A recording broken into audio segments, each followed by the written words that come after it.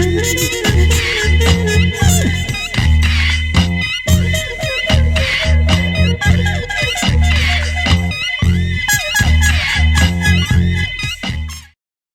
Clarence Waldron. Welcome back to Black Muse. Before we get started with tonight's Women's History Month guest, I want to send a special thank you, a shout out, if you will, to Howard Sandifer and Darlene Sandifer. They are the founders, as you know, of the Chicago West Community Music Center for coming up with this novel idea of a video podcast. They said, let's get up close and personal with our celebs and newsmakers. So let's have lively conversations. So with that in mind, I am pleased, I am honored to have Connie L. Lindsey as our special guest for Women's History Month. She retired as Executive Vice President and Head of Corporate Social Responsibility at Northern Trust, Chicago. She was the first Black woman named Vice President. She also went on to serve as the president of the Girl Scouts USA. She's a well-respected business leader. She's a very well-known humanitarian, if you will. She's a great giver to the universe. But listen, I'm going to just sit back and let Connie Lindsey tell you her remarkable story to the top. Connie, how are you? I am wonderful. It's so good to be with you, Clarence. Thank you for having me. Yes, indeed. So now you are in retirement now. How is your retirement? I can't believe that you're just not doing anything anymore. Well, first of all, I don't use the word retirement. My word is rewirement. So when people ask me, I left corporate America in that role to rewire because I'm not tired. I'm not going back to anything I've done before. So I am rewiring. I have lots of energy, lots of things that I love to do. And so I am just plugging into other things to rewire. So I'm having a great time. I was very planful, mindful, and thoughtful about it. So I'm excited. I do a lot of civic leadership work and serve on several corporate civic boards, nonprofit boards. So I'm able to engage even more fully in that. I have a husband that I love and adore. So we are able to do some of the things that we enjoy doing together. So I am rewired. I like that. I like that. Now, I read that you said the work that you did at Northern Trust as head of corporate social responsibility and diversity, equity, and inclusion allowed you to, quote, connect my soul with my role. I just like how that sounds. I just like the rhythm of that.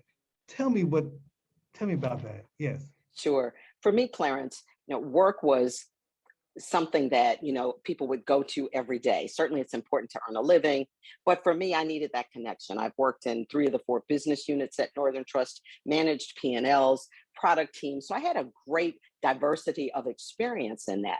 And one of the things that was always important to me was how could I connect, head, hands, and heart. It's important to me. I'm a servant leader. That's how I identify myself. So how could I best take the technical parts of what I do, connect that to certainly achieving the strategic mission and goals of the corporation, but also how can I serve the community?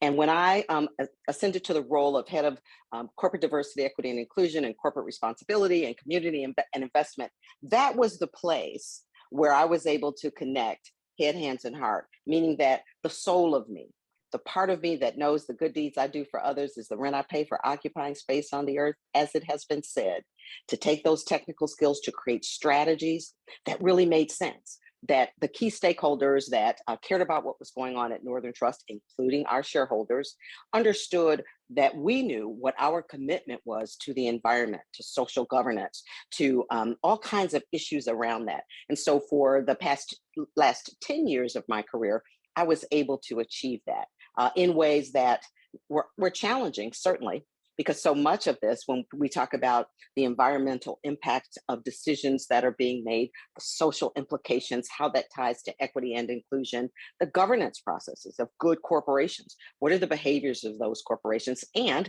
for publicly traded companies, it's people, planet, and profit. Cool. Now let's go back to your childhood in Milwaukee. What did you want to be as a little girl? What were your daydreams? Yeah. So I grew up in Milwaukee, in what they call then the inner city. My family actually lived in public housing for a time. So as a little girl, I saw a lot of the things that happened, or saw this sense of how economics played a part in everything. And that for those of us who were considered perhaps less than, or for those who would judge us based on our zip code. And we all know that, your zip code does not have to define your destiny. I've been blessed to travel the world. But when I saw those kinds of disparities, those inequities, the racism, all of that, the sexism, the classism, I wanted to be a social worker. And I wanted to be a social worker because I saw social workers who were doing things that showed that they cared about people, that the pain that people were experiencing because of the stigmas that were associated with where they were, or their economic standing, or the trauma that people experienced in communities like we see today right here in our beloved Chicago, the trauma that comes with that.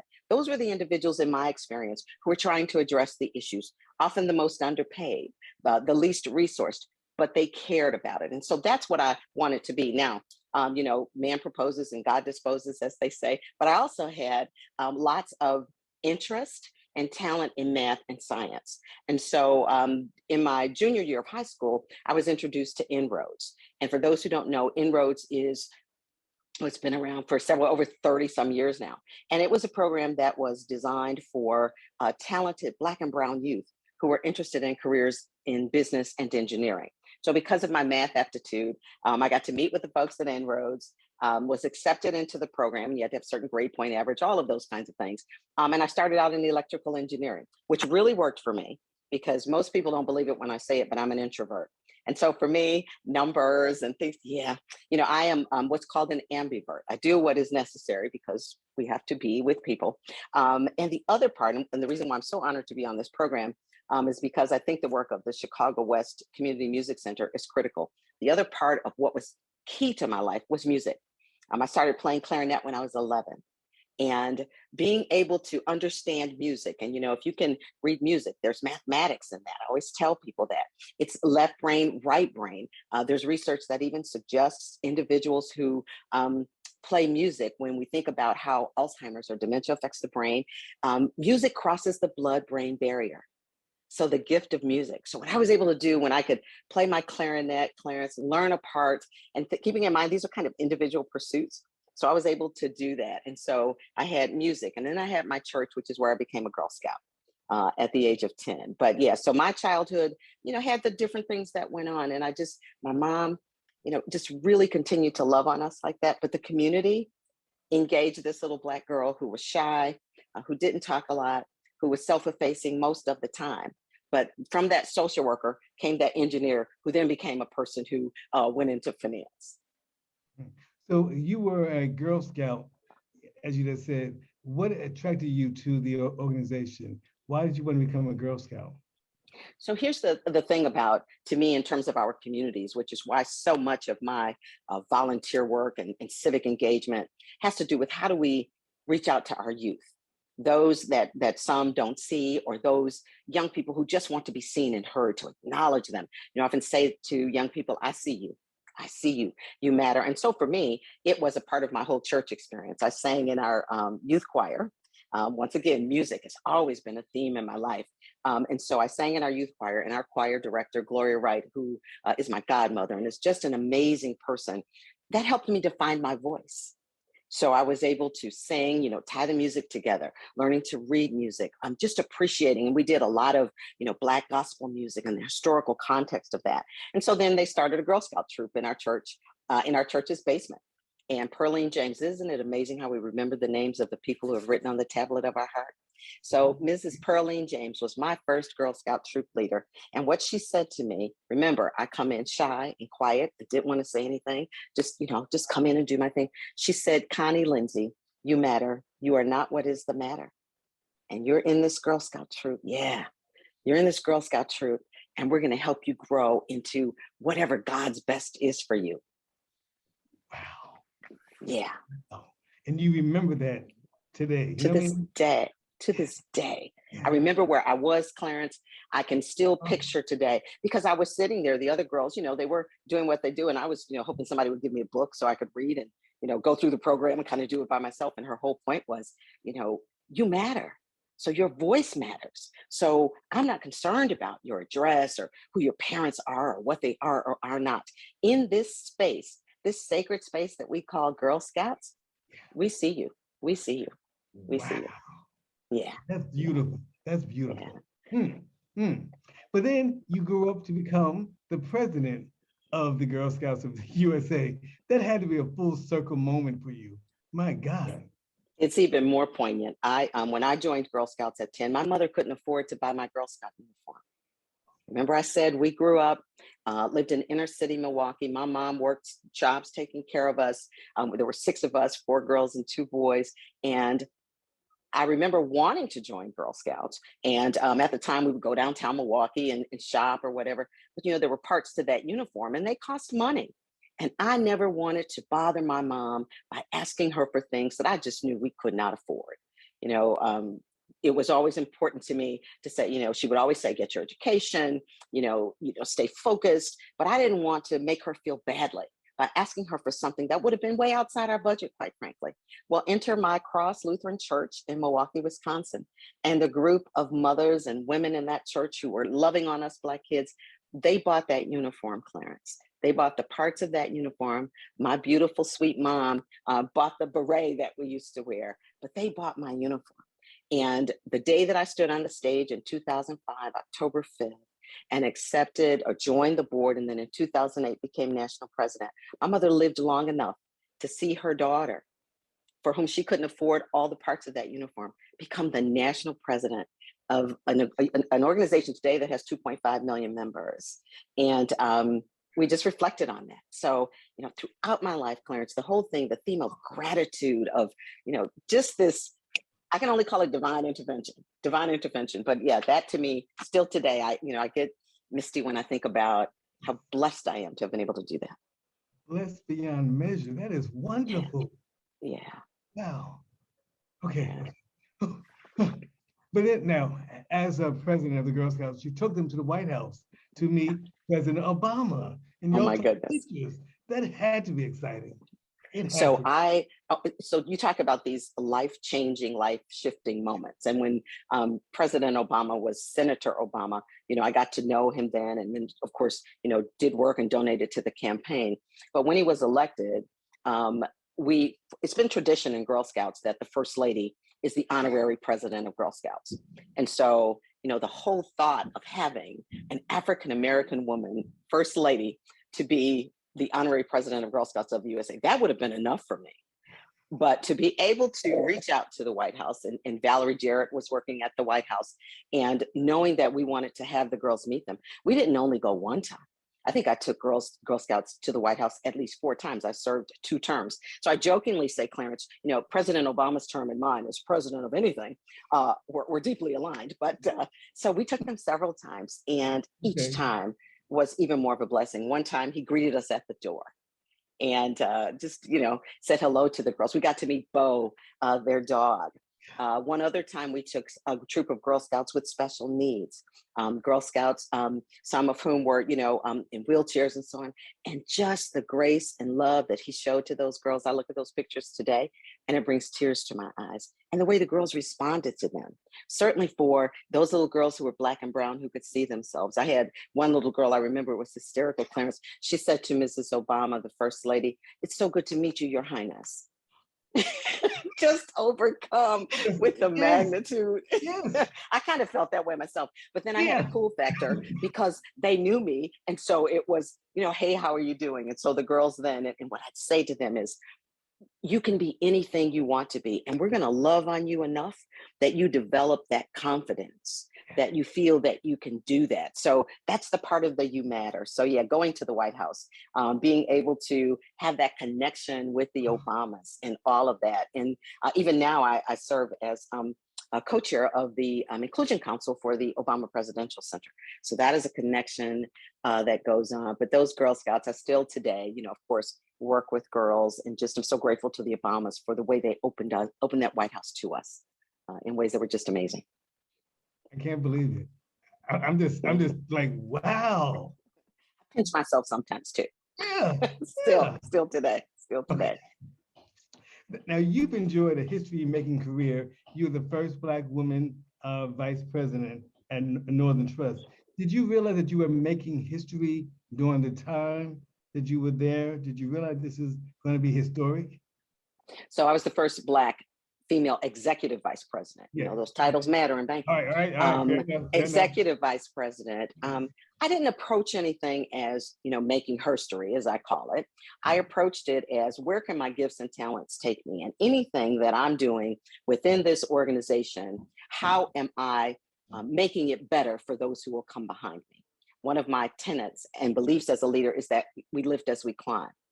And so you would know, and I'm sure, you know, other listeners will say, being the first of anything is not the easiest. I often say that it just makes you a bigger target. We know that financial services is still very much white male dominated. And so in being named the first Black woman executive vice president, I knew that there were people who were looking at me, making observations or even assumptions perhaps about how I got to be at that level. But one of the things that, you know, I'm very clear about, Clarence, I always say that, you know, I live with a level of internal equipoise. So I don't get too excited when people are saying I'm great, and I don't get too sad when people are saying I'm not. It's that equanimity that allows me to have clarity around who I am, why I am where I am, and it ties and it's all connected to my faith that God made me and He doesn't make junk, but I also have the responsibility to make your life better based on what I've been given. Wow. I'm thrilled to talk to you. I really am. You were the first of so many things. Spirit of Achievement Award from Loretto Hospital on the West Side, and they also named the Cancer Resource Center after you. How did that feel? How did that moment feel? That was amazing. So for those of you folks who know me well, know that my husband, John Blackburn, was diagnosed in 2005, actually the same year I joined the Girl Scouts board, with multiple myeloma, which is an incurable but treatable blood cancer that affects African Americans twice as much as any other race of people. And so when John was diagnosed, I immediately, I jokingly say, my sisters say, Connie's not a doctor, she plays one on TV.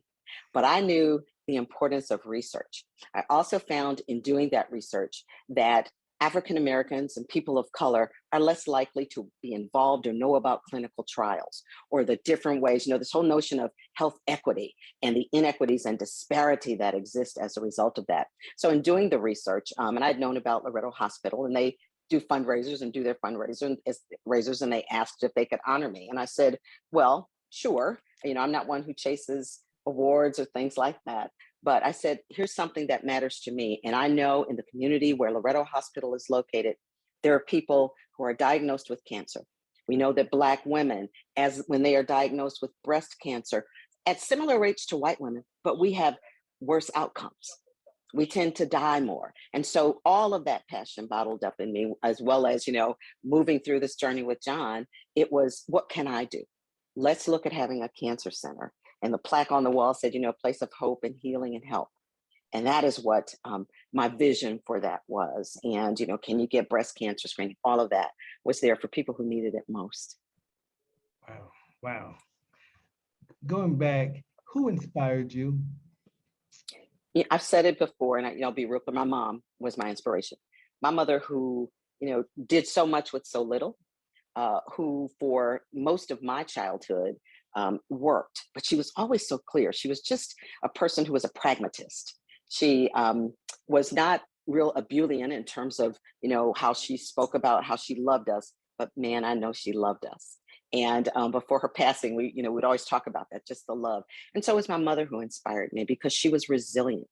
Some of the challenges that she faced, both as a little girl and then as a woman growing up, raising her children after she and my dad separated, it was her resilience, not without trauma, not without me knowing, and, you know, us talking both, you know, after I got older about some of the pain that she had to endure, but she never gave up. You know, I'd ask her, I'd say, Mom, you know, what keeps you going? And she'd say, my children. You know, I live for my children. I want to make sure that you have a better life. And so everything that I did, Clarence, you know, I'd often say, I want to make my mom smile. I want to make my mom smile. I want to make sure that she knows that everything she poured into me and to us, none of it went to waste at all, at all. And my sisters joke now and say that, I'm like mom, because there's this pragmatic side of me where it's, like I said, I talk about the equanimity. Let's not get too worked up over anything. Certainly there are intense moments where we need to really, really focus and do whatever. But, there's an African proverb that says, anger is the wind that blows out the candle of the mind. So that equanimity serves me well, and has served me well in corporate when there were times when I could have, gone a different direction. Just to do that, I channel my mom in those ways. Wow. Now, how did your education at the University of Wisconsin, how did that help prepare you for what you're doing today, right now? Sure. I was the first person in my family to attend college and the first person to graduate of all my siblings. And it prepared me in ways, I think. Certainly there is we need to have the technical stuff. So I graduated with a degree in finance. So I needed to know those things. But I think for the most part, it prepared me in navigating large systems. There were over 20,000 students. I went to UW-Milwaukee at that school. And so it prepared me in navigating large systems, having the inroads experience, which really broadened us, those of us who were fortunate enough to be in that program, because we learned simple things like, a girl from the hood learning how to sit down at a very complicated table setting, which fork, which knife, which glassware do you use? We were taught those things so that when we went into interviews or all of that, we knew what we needed to do. We were taught how to give presentations. So going through the University of Wisconsin-Milwaukee with that inroads experience, my summers were not spent in hobbies or things. It was in inroads intensive training. What did you need extra help in if that was a class or something you wanted to do? So my 4 years of undergrad, people joke, I was like, I didn't pledge a fraternity or sorority, I should say. I was just really focused on getting through because of what I wanted to be able to do when I was done. And UW-Milwaukee prepared me for that. I commuted to college, commuted back and forth to class because I worked. I worked full time because, it was important for me to help do what I needed to do. Yeah, I just got busy and got real abundantly clear. I was not probably the most fun during that time, but I certainly, was clear about where I needed to be. But I was also blessed to have folks who cared enough about me to continue to pour into me. And it just manifested as a love of reading, a love of education, all of those kinds of things. So it was an interesting experience. I wasn't totally immersed in college life, quite frankly, because I was working full time, taking a full load of credits and saying, I need to move forward so I can start this career, so I can make the economic decisions that I need to make for my life to help support my mom, to do the things I want to do in the community. So yeah, I was that tunnel vision person. Wow. Now, you also had an experience at Harvard Business School. You were involved with a program up there. What was that about? How did that help secure your position at the top of your profession? So as all of us know, in order to be good at anything, it's continuous learning, right? So we don't ever stop learning. I mean, we do podcasts or we do whatever it is we do. I still do it today. And that was an executive program in corporate social responsibility.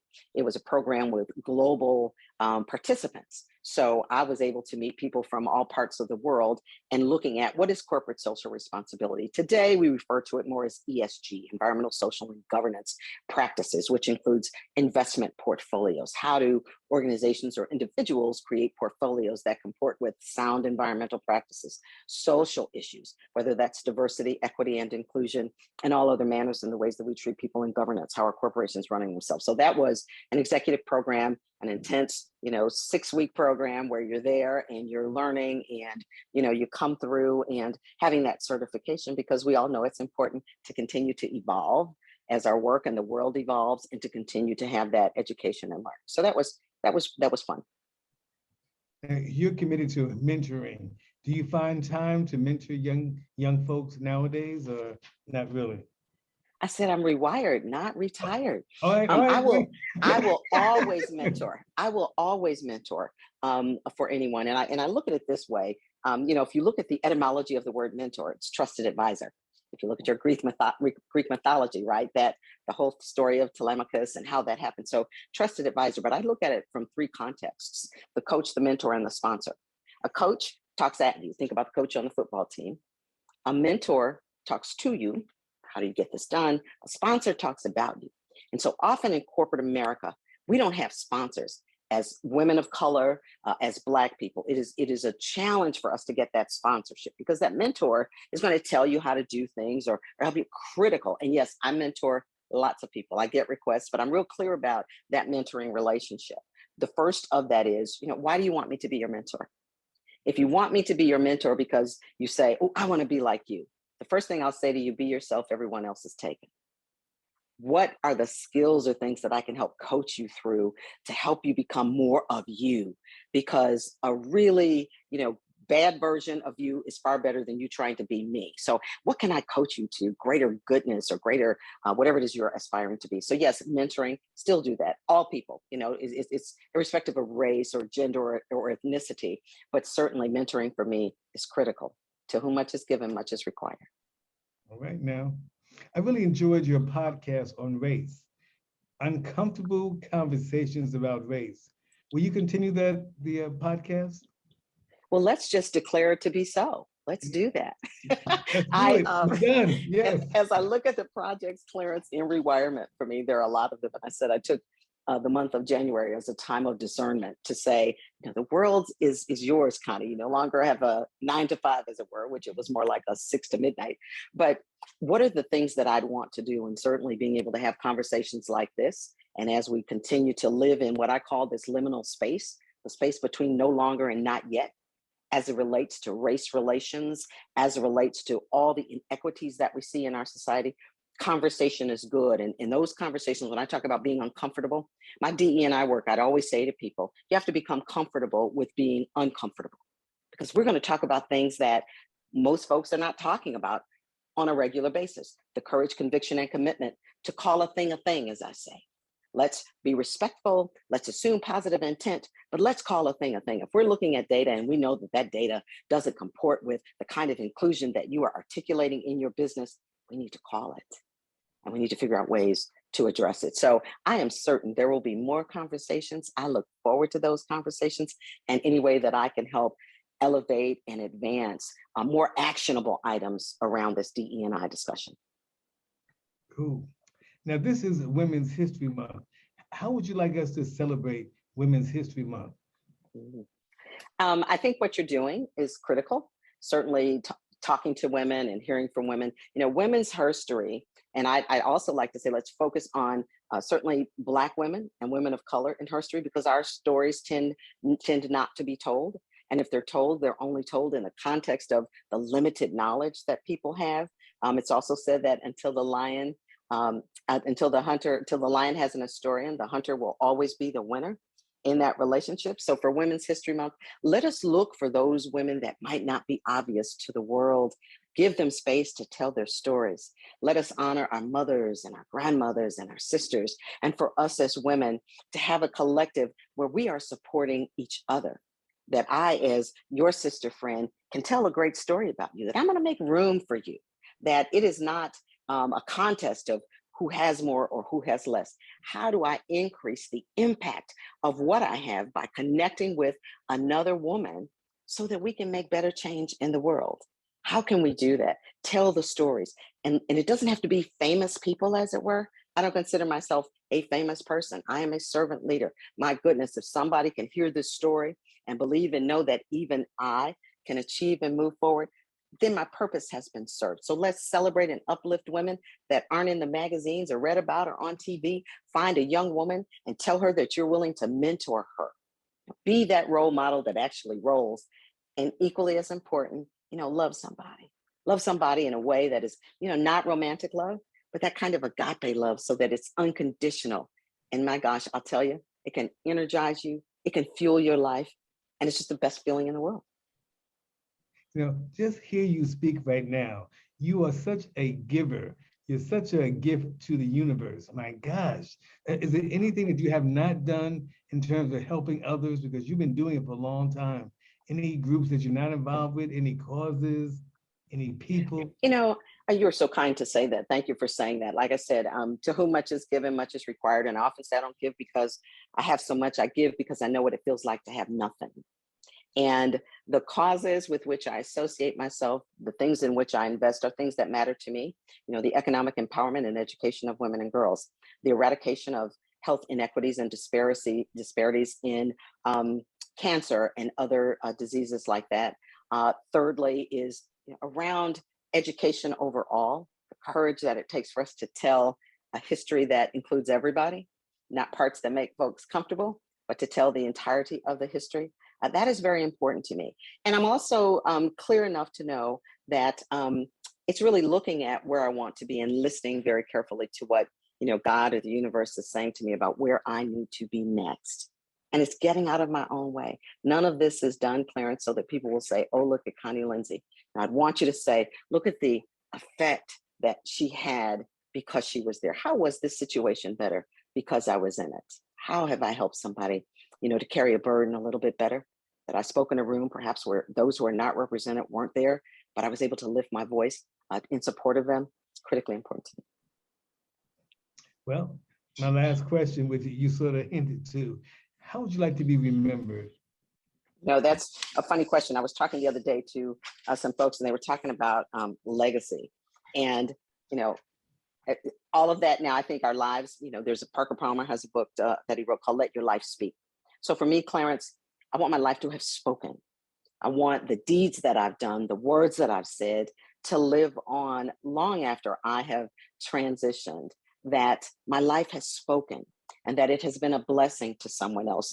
Booker T. Washington said, I've learned success is to be measured not so much by the position that one has achieved or reached in life, but by the obstacles he's overcome while trying to succeed. So for me, I want to be remembered that there were obstacles, but I learned to be a really good athlete in getting through the hurdles, that the training that I got in what some would perceive as lack made me a marathon runner for joy. And so I want to be remembered for love, that kind of unconditional love. I am speechless. You're good. You're great. Anything else that you would like to talk about while we got you here? Anything else in your mind today? I just want to say thank you for the opportunity. I hope that the people are listening, and for Women's History Month, that women continue to thrive and grow. We are, in the midst of looking at the first African American woman on the Supreme Court. Wow. Let us continue to push and advocate for history-breaking moments, taking good care of ourselves, and taking time to rest, because that is important as well, and to renew. So wishing everybody joy, continued good health, and the wisdom and knowledge as we continue to navigate the liminal space between no longer and not. Bye.